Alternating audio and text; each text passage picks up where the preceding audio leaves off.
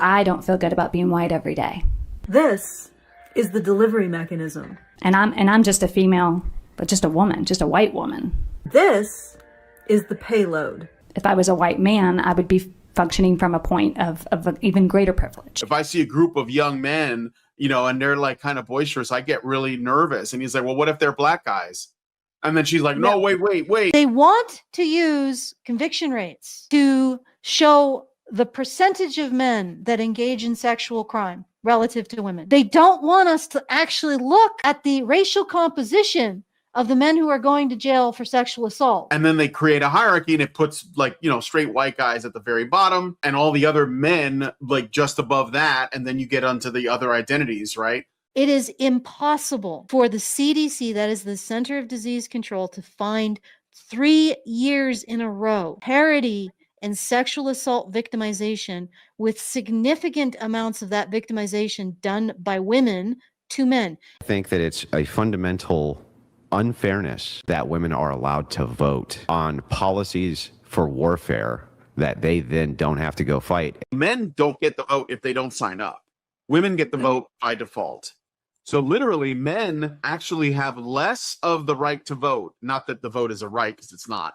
But they have less of access to the vote than women do. Keep your vote, but get rid of the narrative that you're a victim relative to men. So that's the goal. Why I joke about the 19th all the time. I don't think it's going away because women would actually have to vote for that. And I don't think that's going to happen. Here we go. Hello, everybody, and welcome back to Honey Badger Radio. My name is Brian. I'm here with Allison, and this is Maintaining Frame. Or maybe it's like Badger Science, because we're talking about like studies and stuff. I think she's figured out something. I think she's figured out the process, because she was not here, and then we started and she was here. So I think she's figured out what's going on. She's clued in. Void Cat is. Yeah. She's clued into the activities. Yep. She's noticing. She's a noticer. She's a noticing cat. Yeah. Okay, yeah. All right. So anyway, we're going to be looking at a study it's an article about a study on FIRE's Substack. FIRE is the foundation for why am I like spacing out on this? It's an educational pro free speech organization. Foundation for I don't know, whatever. Doesn't matter. So, all right. I think it's because Void Cat is beaming technical difficulties directly. Individual rights and education. Foundation for individual rights and education. I had to think about it for a second. Yeah. I mean, yes, FIRE. Yeah, and they're basically like a college organization. Very cool. And they did a study that made a revealing thing, at least for them, that male students show more tolerance for their political enemies than female students do for their own allies. And we're going to be looking at that. And there's a couple. No one else will. No one else looks at. Well, no, actually, Simone and Malcolm and Simone, basically, took a look at this.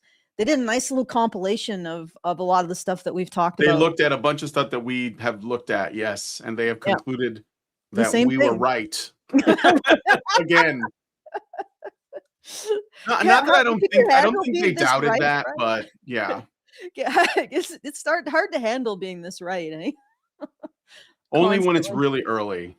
That's that's the main issue, is when you're right really early, like before everybody 10 years before everyone else. Yeah, that's when it's a problem, I think. I like this new academic.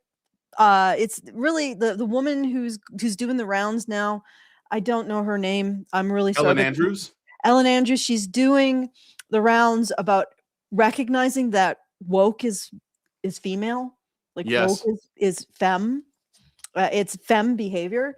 And I think that this is something that we recognized years and years and years ago. In fact, it might have been in 2013 when I said, Anita will save us from our sins.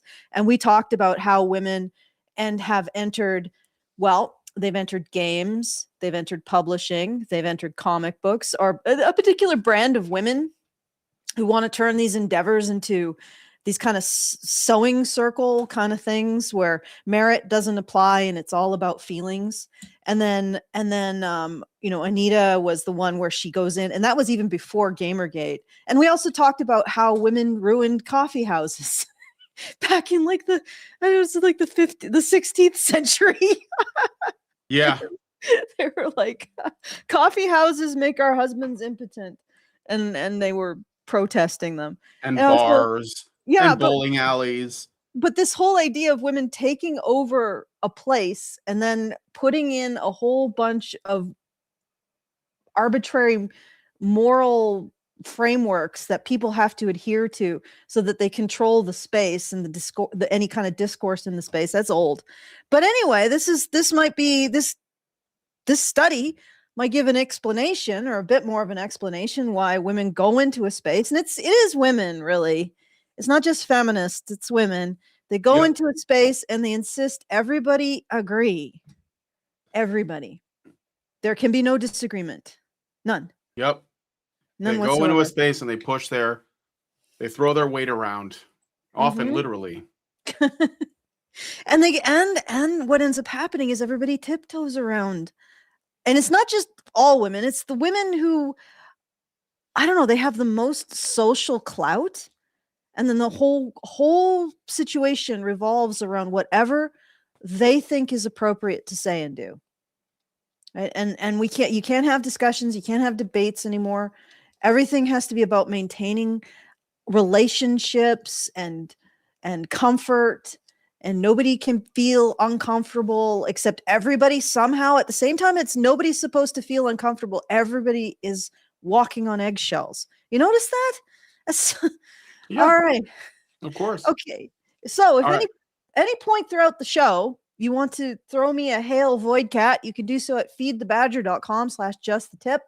You know what? You're sucking me in. I know this. I know what happens. You roll over and you're like, rub my belly, and I do it, and then you attack my arm. So no, I'm not getting sucked in this time. So anyway, feedthebadger.com/justthetip. It's the very best way for you to send us a tip and for you to send us a message with that tip. And if you would like to support the show, because we are in the very... Okay, now you're just going directly for my face. Okay. Very last couple days of the fundraiser, and we still have 2,800 left. We have 2 days left, today and 2 tomorrow. days. I might ask Brian if he's okay with doing a Beat Saber stream on Sunday, because I know there was a lot of weird shenanigans, because I had to update the PHP on our website, and then the fundraiser didn't work for a while, and so anyway, I might put an extra day on, do a Beat Saber on Sunday.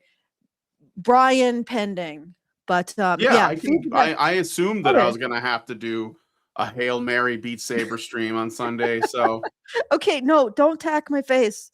I need my face. My face is where the words come out. All right, so feedthebadger.com/support. If you want to support the show, make sure we can bring you this delectable information 10 years before it does the rounds. So there you go. All right, let's begin, Brian. All right, so we're going to be looking at this article. Did you already do the fundraiser and the super chat? Okay. Yeah, I did. Everybody's spacey today. I think fire.org. It's okay. Expression.fire.org. Entropy with eyes. It's the Substack for Fire, and it reads, male students show more tolerance for political enemies than females show for their own allies. Fire data reveals the gender tolerance gap is real. A longer version of this essay was originally published by the Eternally Radical Idea. I can go to that if it's not too long. It's not too bad. We could look at this one instead. What do you think? Yeah, sure. All right, here we go. The Eternally Radical Idea. Men are more tolerant of the other side than women are of their own. Suppose you're a controversial left-wing speaker. Who do you think would be more likely to let you voice your opinions on campus? A slightly conservative man or a democratic socialist woman? Is that a trick question? Well, I mean, I'm pausing after every paragraph if possible, so we can add commentary. Well, I mean, we've already seen examples of this. I think men generally are willing to engage. But go ahead, Allison. Okay. Well, if I were to guess, I would guess that the conservative man would be more open to the opinion of a controversial left-leaning man than even the left-leaning woman. Because I know the way that these things go. I know the general trajectory, the curve of how these things end up appearing or end up turning out to be. So, am I right? Yep. I guess we'll find out. I think you are. Let's find out. Turn the Now, page. suppose you're a controversial right-wing speaker. Who do you think would be more likely to let you voice your opinions on campus? A slightly liberal man or a somewhat conservative woman?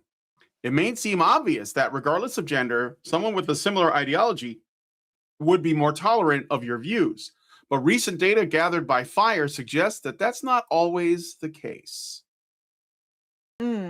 Amazingly, it turns out, I don't think this is amazing, that men are often more tolerant of the opposite side than women are of their own side. Do you want to add anything before I keep going? Or should we look at the numbers first? No, let's look at the numbers. Let's do it. This data comes from FIRE's annual college free speech rankings, which is designed to gauge the state of free speech on American college campuses, as well as student attitudes towards free speech. This includes gauging students' feelings towards allowing various hypothetical speakers on campus, which we can break down by various characteristics. When evaluating the data based on gender, some shocking trends arise.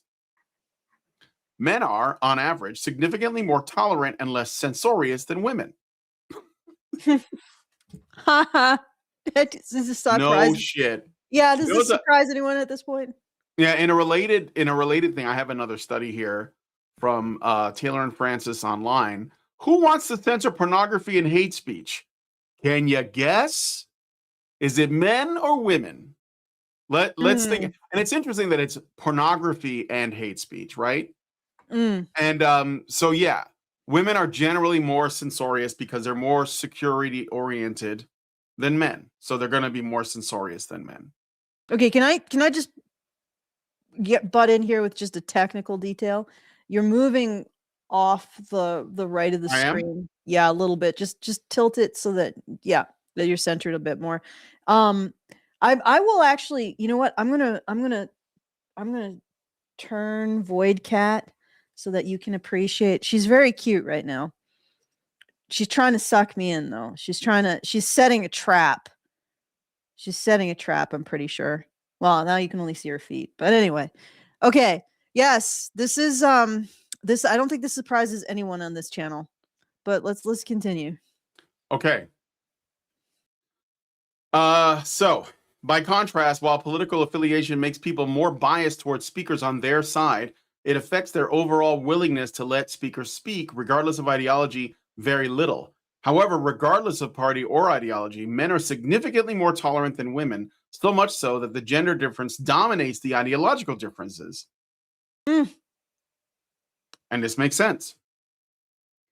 This effect is even more acute in the extremes. Men are over 3.5 times more likely than women to be perfectly tolerant of opposing views, meaning they would definitely allow any campus speakers, including those they disagree with. All right, so think about look at what women are posting on social media when it comes to the current political, let's say, situation we're in, and the kinds of things they call for. I mean, I already said on this channel many times that they tend to call for violence more often. And in particular, it's easy to do because they're not the ones that are going to actually have to take the risk in doing the violence. It's going to be the white knights that support them. It's going to be the men. But that means that they're more emboldened to do it. So they're more likely to do it. And that means they're more like, it's like they have power without accountability. And so they use the power more. It's like, it's like power without consequences, basically.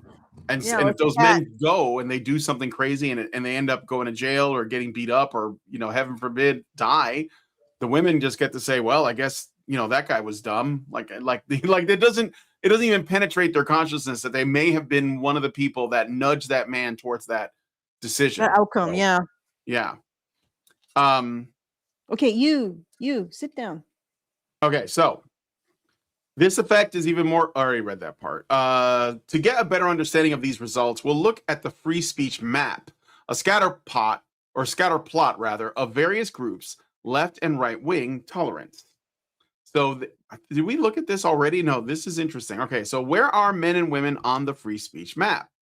So the map is kind of weird, but like here you have more like, right wing bias. Here down here is left wing bias, and the tolerance is less tolerant here, more tolerant here. Okay.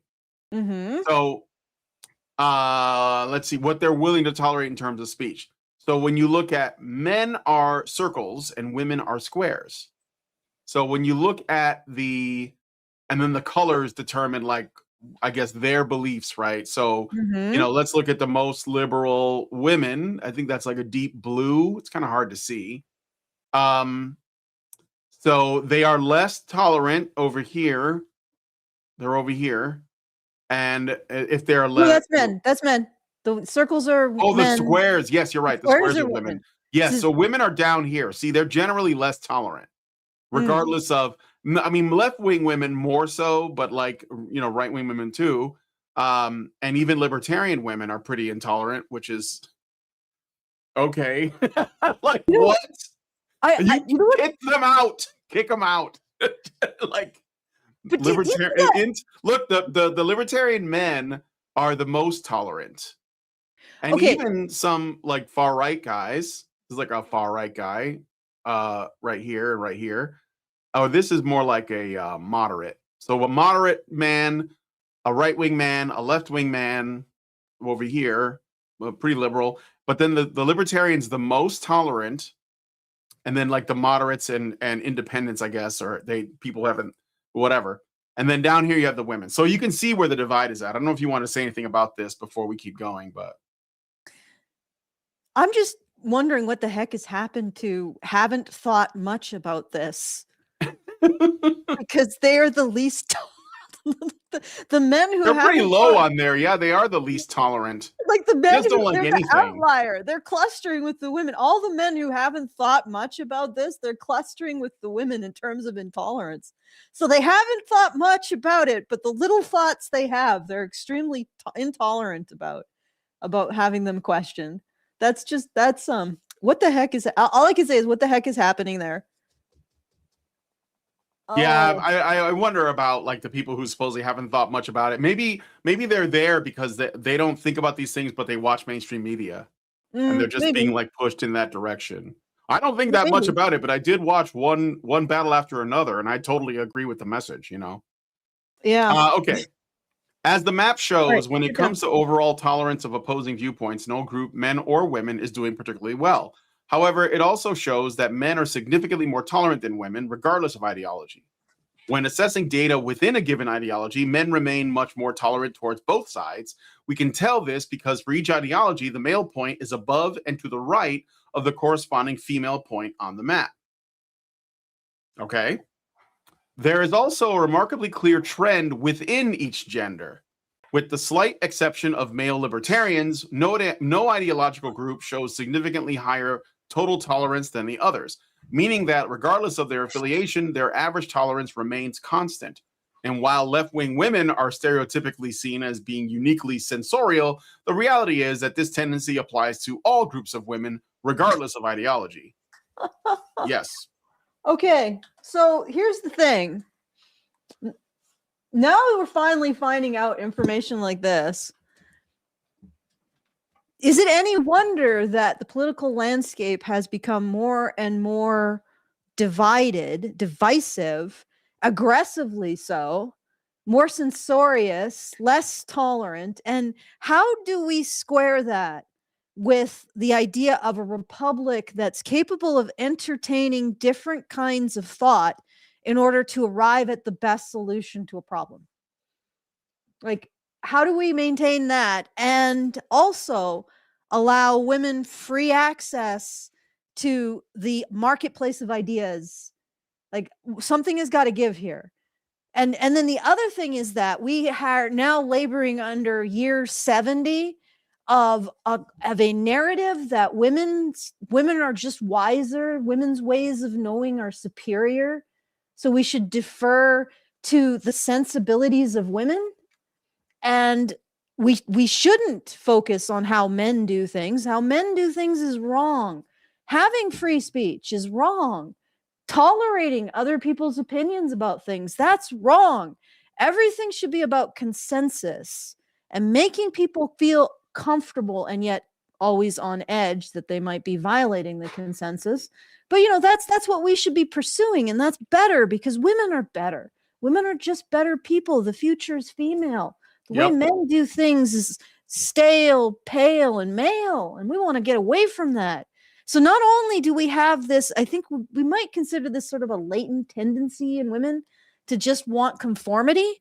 Okay, could you get out of my light here, buds? Just lie down. Okay. And she's not going to do it. She's a cat. She conforms to nothing. Nothing. I don't even think she conforms to herself. But anyway, so everything is about conformity. It's not about having a free marketplace of ideas. But that's not consistent with a democratic republic. So something's got to give here. Either we have to hold women to task for this behavior and say, yeah, this is your natural tendency. You shouldn't indulge it. You should actually listen to men, because men know how to manage a republic with different people's opinions and debate and free speech and a free marketplace of ideas. So maybe listen to men more, or got to build a wall between women's world and men's world. Yeah. Got to make the women pay for it. Well, we kind of, I mean, I wouldn't say it was a wall, but there was I guess you could say like a division between men and women that was like necessary so that they can, at least men could like operate in the world, in their world, like sort in of the way like that men do, unobstructed, right?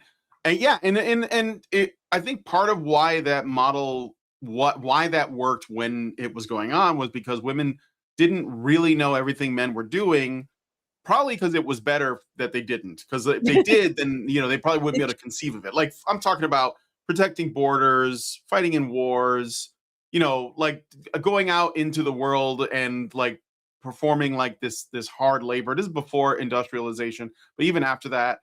And I think that what we've tried to do is we tried to like combine these worlds. And I don't know, I don't think women really are like informed on what that means, like what the extent of that is, and they want to meddle in what men are doing because they don't like the way it is, right? They want to alter it. Well, they want to, they feel like, and you know what, the more and more I think about it, because you watch the Hollywood version of The Heart of Darkness, and it really doesn't make the same point as the novella, because the point of the novella is that women can't conceive of the entirety of men's experience. Right. That's what I'm saying. Right. Yeah. They can't, they force it to conform to something that it doesn't work. And that there's one line in The Heart of Darkness where he says that if women were to take over, the world would just break along a fracture line that men just like, they just live with the reality of it. They're okay with it. They just manage some negative part of the human condition, and they just accept it and deal with it. And women wouldn't be able to accept and deal with it. And that is the way that the world would fracture if women were in charge. And I think that's exactly what we're seeing. There is things that men just accept, like people disagree. Okay. And if it doesn't end up with someone's, choking on his own blood, then it's probably okay. We can manage that, and other things that men accept are people need constraints. They need to operate under constraints, and they need to operate under oversight and altruistic punishment, or you don't get the best behavior. Whereas I see a lot of women, not all women, but a lot of women, they look at men enforcing boundaries and policing behavior, and they honest to God think that the oversight causes the theft. And if you got rid of and prevents the prosperity. So they think things like financial audits cause theft.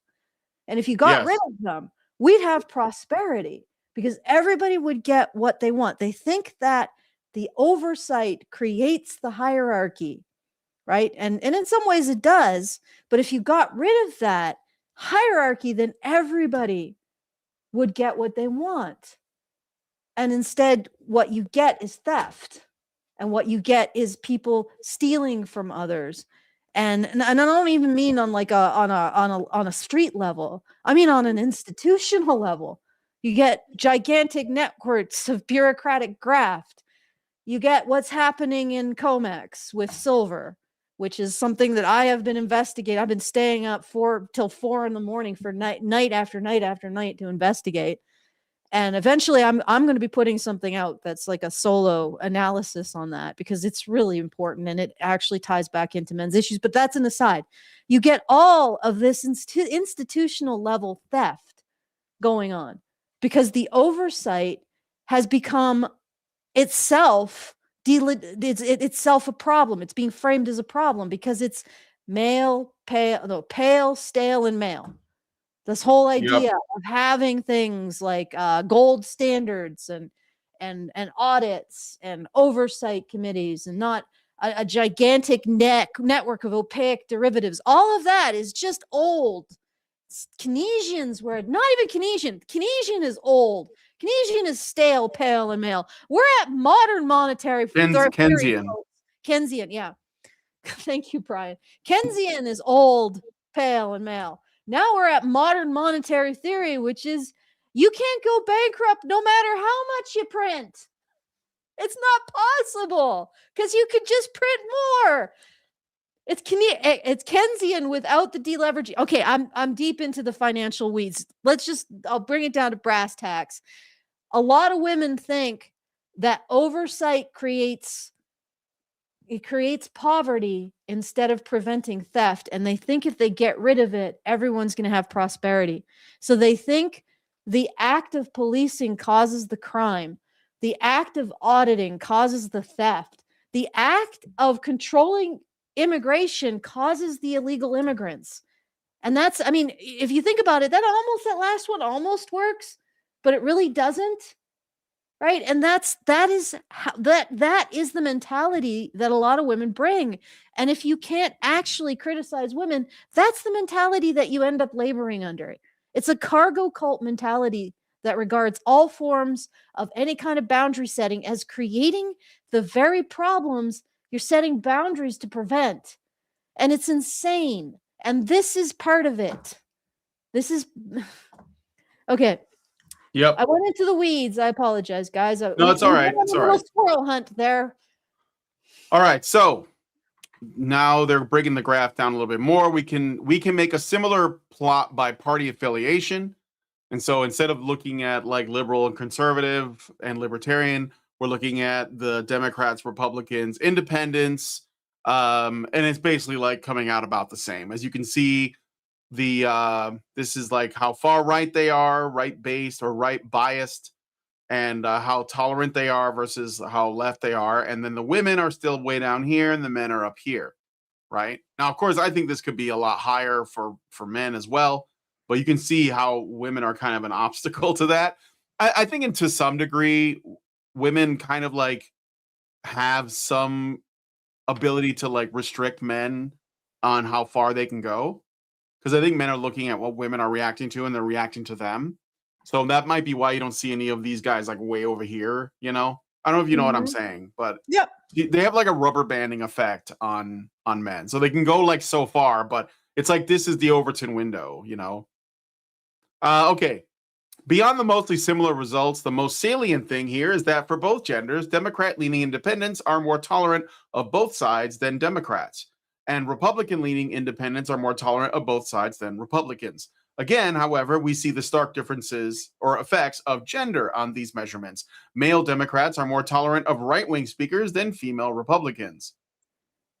Yes, I've seen it. While extremely illustrative, these plots belie some very important differences between individuals. To get a better sense for individuals' various stances, we can show, and whenever I see like a word that ends in S with an apostrophe on it, I'm not really sure how to say it to like without it just sounding like the word, you know? So Okay. I like it. I like it. Do All it. right. Yeah. We can show a Individual heat map differences. where everyone's positions are spread out across the map. The brighter and yellower a square is on the map, the more people there are or are there, showing where people tend to cluster. The darker and more purple the square, the fewer people are there. So, where are men and women on the free speech heat map? So this is like taking the same chart, but it's sort of like showing clusters.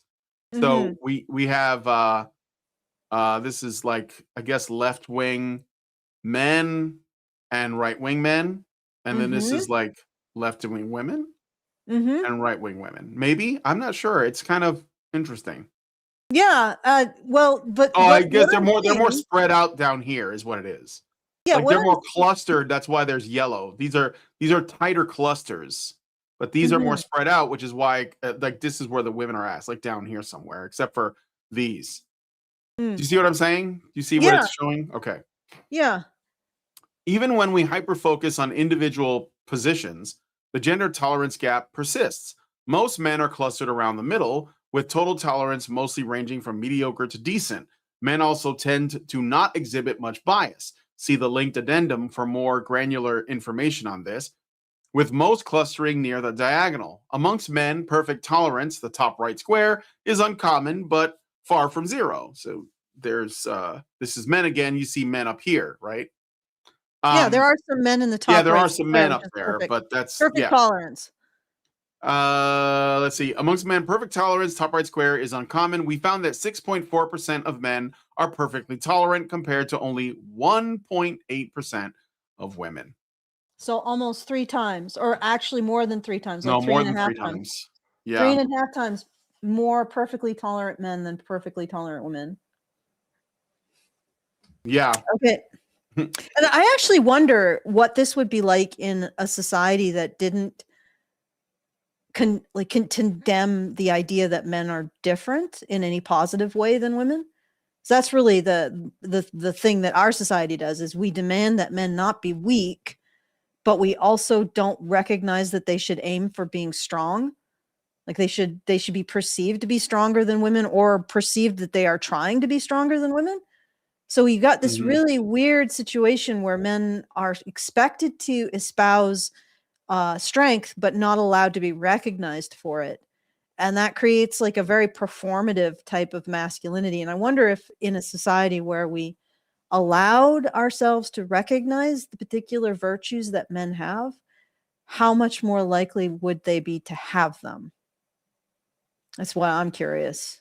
So I wonder if this particular map doesn't just reflect sort of an inherent tendency towards more political tolerance among men, but if we would have seen an even bigger tendency towards tolerance if men were allowed to be men and pursue the virtues that men have, rather than see like, so because now men are taught that the way they're supposed to be is like women, and the virtues that they're supposed to have are like women's virtues, so they should embody femaleness. So there's a greater tendency in male culture now apparently to be consensus orientated, to not take risks, to make people feel comfortable, to support the narrative rather than the reality of hard constraints. So I wonder if we looked at men 70 years ago, 80 years ago, if they would have been even more tended towards the tolerant. It's a thought. Yeah. Oh, I see what you mean. Yeah. Yeah. Okay. Next. So let's see here. Women, by contrast, cluster towards the bottom left of the heat map, meaning that they're less tolerant and more biased overall. Many women are on the bottom row of the heat map, meaning low to moderate left-wing tolerance and zero right-wing tolerance. In other words, many women display extreme sensorial attitudes and only towards right-wing speakers. The scatter plots have separated out people of each ideology, allowing us to compare like with like. The heat map, however, takes the raw distributions for all men and women, meaning that we're comparing a lot of moderate men to liberal women, which can potentially skew the data. To address this, we can look at another heat map showing Democrats and Republicans specifically. Okay. All right, so here's this one. So these are male Democrats and male Republicans, female Democrats, female Republicans. So you can see the male Democrats are centered, like more or less clustered towards the center, slightly like, over here. And the male Republicans are slightly over here. The female ones are more so way down here. Female Democrats and female Republicans even are, down here as well. So, okay. Yeah, go ahead. You want to say something? Let me just take a look at this just to see if I'm reading this right. Okay, so left-wing tolerance, right-wing tolerance. So as you go to the top left, or no, the top, you're becoming more tolerant, right? Yes, top right. Okay. Yeah. All right. So like if you want it, like you could turn it this way like a diamond, like turn it like 45 degrees to the left, rotate it, and you put the most tolerance at the top and the least tolerance at the bottom. The left and then left and right like would be on the side. It's like right. Yeah. Well, what's interesting is that, I mean, technically at this point in time, the Democrats really seem to be the party of single women and lauding single women. It's also single men, but single men who want to support single women and being single. So it's like this whole heat map sort of, it might be like a snapshot of what I was saying, that if you take men who are given something positive, because that's more likely to be conservative men, that feel that it's good to be a man and that men have unique positive traits that they give to the world, that you're more likely to see tolerance. And that's what you see. Like with the Republicans, you're more likely to see tolerance of other ideologies. And with the Democratic men, you're less likely to see tolerance of other ideologies. And honestly, I don't even think that Democrats at this point really have a set of ethical or principled, what's a good word for this? Like interventions. So principles and ethics, they just seem to be, men are bad, women are good, the end, in a lot of ways. And, that was the whole 2024 campaign. And it was like shame for men. And I think that ultimately they would have liked to have gotten men's vote, but they did not have the tools to woo them. And they were afraid that if they did, even though, because they pander to various groups, they were afraid that if they tried to pander to men, that women would be a problem, because that like women would like get angry with them. So they didn't do it. Instead, they just told men to step up and man up and vote for Harris because women. So yeah, I mean the man up thing didn't work, but I think that was all they had. It was kind of like didn't Bud Light do something like this too? When they tried to like do this thing where they kind of like backhanded in a backhanded way insulted men, but also wanted to shame them into buying Bud Light again, and it didn't work. But yeah. So yeah, it was like they don't have the tools. And I think that's like the thing that I spent most when I talked about what was going on in the campaign trail and the way that they were advertising. I think that was my main thing, is that, well, the problem is that you don't not only do you not understand men, you don't want to understand men, you don't want to care about what they care about, and instead you're just doubling down on women, and you're hoping that the men will simply follow the women. And so you're using shame and insults and all that, and you're using women too, because I don't know if you guys remember, there was like a one ad where a husband and a wife go to the polls together, and the wife secretly votes against her husband and keeps it a secret. And it was so weird, because it's like, why do you think that a woman would and a man, a married couple would have opposing views? Like, is that what you're pushing? Like, why would a married couple be enemies? But this is what they were pushing. I guess they wanted to win elections. I don't know. It was really weird. Yeah. All right, let's do a little more. All right, let's keep going. Even in the heat map, however, the tolerance difference remains. Sensorial attitudes aren't really the disproportionate purview of an ideology. Republicans only do marginally better than Democrats overall, but they are the disproportionate purview of a gender. This data provides some useful insight into the drivers rather of cancel culture at colleges and beyond, particularly the reasons for and dynamics around the silencing and opposing of right-wing speech. Well, again, amazing. Cancel culture. We're actually understanding that that was a female phenomenon. Like, that's where it comes from. And I guess they didn't like explicitly say cancel culture is a female invention, but it is. And now we're seeing it, you know? Well, actually, the academic woman who I spoke of at the beginning, and you know the name Helen of? Andrews. Yes. Helen Andrews. Okay. And she is saying that woke is a manifestation of the feminine, of how women do, how women do, as it were. So there you go. Like, it's starting to get out there in the mainstream. It's very controversial. It's also how women resolve conflict too. Which is really funny, because the people who push this would explicitly say, yes, we are pursuing, this is a future is female thing, how women pursue consensus and narrative and avoid debate and controversy and conflict. That is the way the world should be.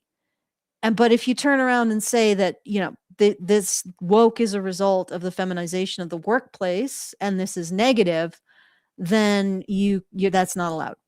You can recognize that it's happening if you recognize it's a positive thing. But as soon as you recognize it's happening and you recognize it might be a negative thing, then you are a conspiracy theorist and a bro of some kind, some flavor of bro. You're just not a good person. You're a misogynist. So it's interesting. But she's pushing the overtone window, at least in academia, to talk about this, see if it does anything. But at least the more people talk about it, the better. Yeah, Helen Andrews' main, and I actually really like that this is not her work. No, this is not her work. There's like a lot of people are starting to enter the conversation. I already mentioned Malcolm and Simone, Helen Andrews. Also, I'm just seeing this in more places, right? I think Andrew Wilson was recently on Joe Rogan, which I think it was pretty good. I haven't finished it yet. I don't know if they talk about women a lot. They did a little bit. Who was on I'd Joe like Rogan to see that again? What? Who was on Joe Rogan again? Andrew Wilson. Andrew Wilson, Rachel Wilson's husband. Oh, right. Yes. Crucible. Yeah. Yeah, I got it. Yeah. Cool. And what I'm saying is, my point is that these conversations are getting out there more and more, and they're becoming like they're getting to a point where they're, I guess, more, I don't know, tolerated, but that doesn't mean that like we're in the free and clear or anything. I'm just saying, like, it is becoming more mainstream as time goes on. So it's getting in there. But Helen Andrews specifically, her main concern, I think this is good because we've talked about this, is this feminization is going into law. And so it's affecting the courts and due process. And I know you guys know that this is a problem, but she's worried about it becoming a really big problem. Like, it is already a pretty big problem, not only just with family courts, but also the way we do sentencing for, criminal behavior, the way that we treat them, and that feminists, or not feminists, women, they tend to look at things like consensus and context over like being objective on the law. And so as like the legal system, and there's more women in law school, there's more women getting law degrees, there's more women entering, the court system. It's Helen says that this is going to be a problem. Like, if we don't address this, there's going to be like serious like legal issues coming down the pipe. I think that she's right. So, yeah. All right. Anyway, so, cancel culture. It's not that women are especially censorial towards right-wing or dissenting views. Rather, it's a combination of women being more censorial in general and tending towards being left-leaning. Another, likely, though not corroborated by our data, contributing factor is the fact that people who are more biased which the data shows women tend to be, also tend to be more aggressive in implementing their sensorial attitudes. So yeah, so I would say that this is the thing that I want to comment on this really briefly. I think that a truly right-wing woman is actually really, really, really rare. There are women who say they're Republican. There are women who call themselves conservative. But when you look at how they act, which I think is more important than what they say they act like feminists. Like they're all still just feminists. And feminism is a left-wing ideology because it is built on these same principles of, not needing men, being willing to use power to censor people, to dominate the conversation so that your worldview is the only worldview. And that is, I ultimately is rooted in a desire for safety in your ideology. Like I want to feel that what I believe is true, which is why they tend to be more censorious towards people who are, in general, for people who tend to be like against their bias, because they want their bias. It's affirming and it's secure. And so they will push people out that are like against that, or even might, they threaten to expose that. It's kind of like when Allison gets into arguments with people and she's like asking them, demonstrate patriarchy. And they'll just try to like insult her or just reaffirm it. Like, oh no, it exists. It totally does because I'm afraid, because I live in fear. That means this thing is real. So this is what I'm saying. And you look at the chart, you can see that like left-wing men are more tolerant of their enemies than right-wing women are of their friends, because they're not really right-wing. They're not living up to those values. They just identify that way. And I think that most women are still feminists. Like it's like even most men are still feminists of some stripe. Like they will accept that ideology. They'll say, well, if we don't have that, women might end up in cages. So we got to like preserve it. Like this still goes on all the time. So, but anyway. Okay. So let's see. Another likely, though not corroborated by our data, contributing factor is the fact that people who are more biased, which the data shows women tend to be, also tend to be more aggressive in implementing their sensorial attitudes. And although the more recent surges of cancel culture on the right implicates more men than left-wing cancel culture, since men are more likely to be on the right, right-wing women are more likely to endorse censorship of the left. So why does a substantial gender gap exist? Here we're getting to the meat. Yeah. Why? FIRE's data doesn't give us a confident answer, but these findings are consistent with decades of literature investigating political tolerance or support for censorship, which show that men are, on average, more tolerant and less censorial than women. The data does rule out a few possibilities. You might wonder, for instance, whether women are more censorial due to being more personally affected by the positions of the hypothetical speakers our surveys asked about. However, only one of the speakers argues for a position that is disproportionately affects women, which is barring abortion, for example. And the gender gap isn't greater for this speaker, so that doesn't seem to be what's causing the gap. My suspicion, corroborated by our research, is that women have much stronger general opposition to speech that may cause emotional discomfort and a preference for harmoniousness. Okay, all right. This is my question to women like this. Do you not notice that everyone is terrified in your environments? Like I know the instant I'm in an environment that is controlled by women's consensus, and I know I'm in an environment controlled by women's consensus because I get an immediate flare up of my my physical health problems. Those the weird pains, the migraine, the stomach tightening, the churning of and the fear and the tingling in your freaking extremities. And the feeling like you're gonna shit yourself constantly. Every time I'm in a female environment, I get the fear. It's horrible. Like these environments are horrifically awful to exist in. Do women not notice that? Do they not notice that everybody's walking on eggshells? Everybody's terrified of putting a foot wrong. If you have the least amount of social inability, like you're slightly autistic or massively autistic like me, you know that you have entered a minefield, and the least amount of movement wrong will cause your world to warp into a freaking hellscape.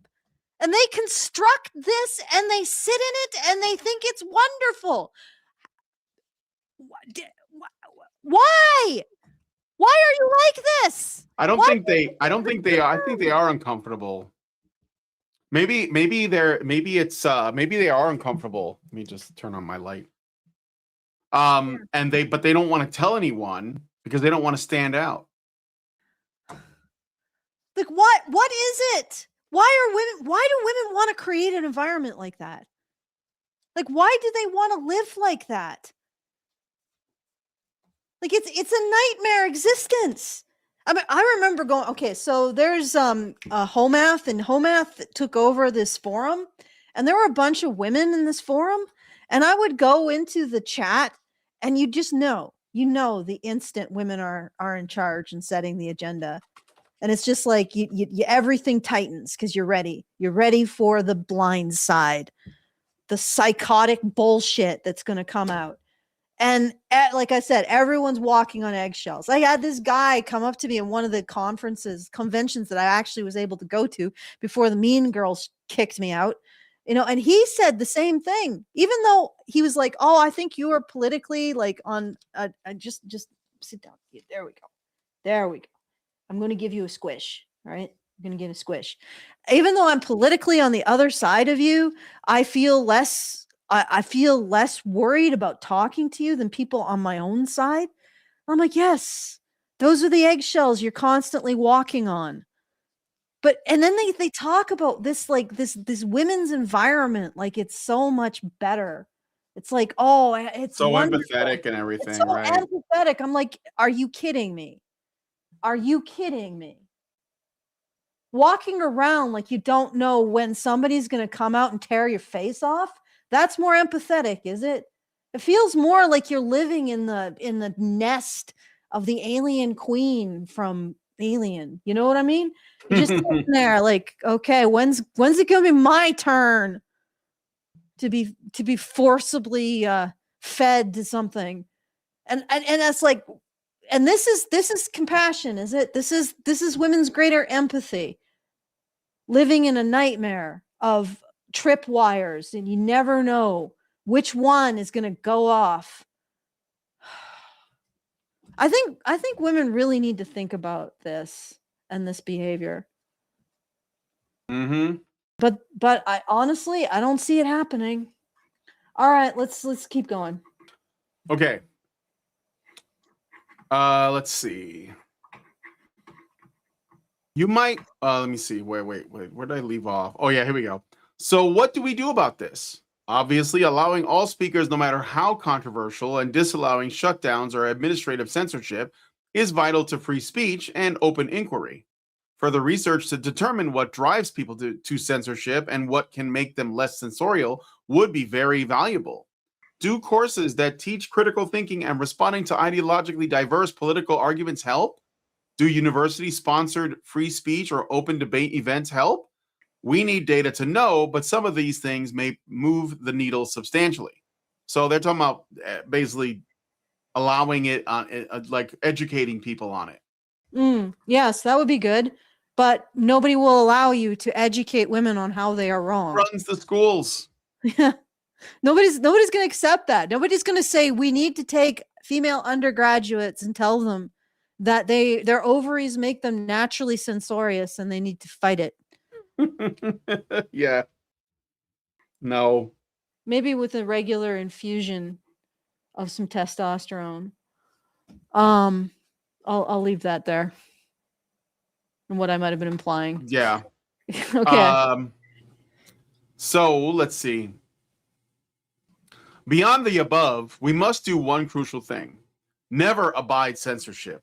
The consequences of allowing censorial-minded people, no matter how well-intentioned, to call the shots and control discourse on campus have proved to be calamitous. Anyone who seeks to stifle debate for the sake of harmoniousness or emotional comfort must be publicly reminded that our most vital tool for setting right our wrongs depends upon having the strength to face often uncomfortable opinions openly. I blame women. I blame women and you can't stop me. That when we are able to blame women with the freedom and joy and sheer, spirit of life that we blame men, then we might be getting somewhere. Yeah. Like honestly, people blame men. They just, there was this meme that's going around where Zoomer men are blaming Boomer and Gen X men for feminism. And, and I understand the resentment, but you realize that Gen X and Boomer men were not that racist, really. And maybe a little bit, but nothing like is being portrayed. And they're sneaking in this whole intersectional virtue, this whole feminine virtue system into, and then they're also excusing women at the same time, into the conversation. It's like, no, it's not Boomer and Gen X men who are to blame. It's Boomer and Gen X women. Like, honestly, at some point, women have to take responsibility for what they ask from men, what they demand of men, what they insist men do. You got to take responsibility and not just blame men for having done it, because that's just going to get another damn round of this nonsense. Anyway, but it's like we just default onto blaming men. And I see this all the time. I'm like, okay, all right, guys, we're going to blame women. Are we all ready? We're all behind blaming women now. We're going to do this. We're going to blame women. We're going to manage it this time. And we're going to storm that peak. We're going to do it. We're going to get up in the top of that hill and we're going to be blaming women. And then I start up and almost immediately the guys who I'm like, we're going to go up on the top of the hill and we're going to blame women. They're immediately diverted into new ways of blaming men. I'm like, no, we talked about this. We're blaming women now. We got to do it. We're going to do it. We're all on board here. We're not going to divert into blaming Gen Z men or white men or gay men or whatever group of men. We're actually going to blame women for once. And almost immediately they scatter like a herd of cats towards blaming men in a different configuration. Well, what if we actually blame men, but we blame this new group of men that we've just identified? Do you think we could do that? We could do that? Like, but that seems to make a lot more sense than blaming women. What a surprise! Anyway, let's keep going. Yep. So I'm looking at this is the end of the article. So that was the end of the article. But they did put links to some other studies in the actual article. There were some hot links. And I'm just looking at where those links go. Okay. And they're all like different studies on what was that? I say you're doing something sensible. Yeah. I mean, it's all basically coming to the same conclusions. So who wants to censor pornography and hate speech? In short, women more than men. And it's not just like right-wing women or conservative women. Why did they have to frame it as pornography and hate speech? Why not just people approaching problems in different ways? Well, it's like drawing the line on free speech and free expression. So they're like, where are the lines usually drawn? Hate speech and pornography. That's why. So it's like that's where we draw the line, like as a society, right? Generally, so that's why I think that's what they're studying. Because like, what else would you do other than that? Foul language, maybe. Yeah, I guess right. Because like hate speech would be like racial slurs, slurs about people's sexuality, slurs, maybe slurs towards women, like calling them bitches or cunts or something. And then pornography. So I think that's why. Yeah. So like I don't think that's here, but who wants to censor pornography and hate speech? But yeah, that one was women, if I remember correctly when I looked at it. Then we have this tab, gender differences in moral foundations, a meta-analytic approach. And then it says here, women showed higher moral concerns than men, but to a different magnitude. And it was like looking at things like fairness versus cheating, purity versus degradation, authority versus subversion, yielded smaller differences than harm versus care. So like that's like a different way of looking at this study too. Could be interesting if you wanted to look at it. And then I have this one from the Journal of Applied Social Psychology, Political Ideology and Attitudes Towards Censorship. And this one also concluded, let me see if I can just find this. Yeah, women were more favorably inclined towards censorship than men. So, all right. It's basically across the board. Women like to censor. And I don't think it surprises anyone, or it shouldn't. Yeah, it shouldn't. What? Well, I mean, it shouldn't surprise anyone, except that the way it works is if we recognize that women like to censor, that's a good thing because they're making everybody happier. But if we recognize that women like to censor and that's a bad thing, then that's wrong. You can recognize it only if it's a good thing. Yep. All right. Did you want to walk through one more? No, I think that's good. I mean, I don't know. I think this is good. Went for like an hour. Yeah. Do you have any thank yous to give or anything like that? Yeah, right. I should take a look and see. We did get OKFS put 250 in the hat this morning, but I'm not thank sure. you. Yeah, that's good. Let's see if there's anybody else. And if you are interested in supporting the show, it's feedthebadger.com/support. And amazing. It'd be very appreciated if you did help out. Let me see if there's anybody who put something through. Sorry, I have to. Okay, here we go. I have to load everything up because I had to restart. No, looks like we're still stuck on that. So please, guys, last 2 days, feedthebadger.com/support. Please help us out. And that'd be very much appreciated. And if you want to send a message at any point throughout, after the show is over, we will respond to it in the next reasonable show, like reasonably relevant show. So do that at feedthebadger.com/justthetip. Feedthebadger.com/justthetip. And I'll hand it back to you, Brian, because I think this is good. All right. Well, if you guys like this video, please hit like, subscribe if you're not already subscribed. Hit the bell for notifications. Leave us a comment. Let us know what you guys think about what we discussed on the show today. And please, please, please share this video because sharing is caring. Thank you guys so much for coming on today's episode of, I guess it's Maintaining Frame. And we'll talk to you guys in the next one. Men's rights activists are machines, dude. Okay? They are literal machines. They are talking point machines. They are impossible to fucking deal with, especially if you have like a couple dudes who have good memory on top of that too. Holy shit, you're fucked.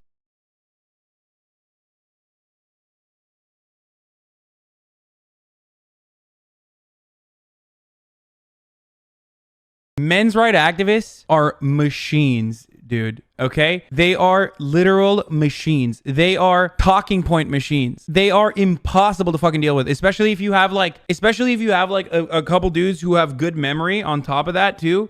Holy shit, you're fucked.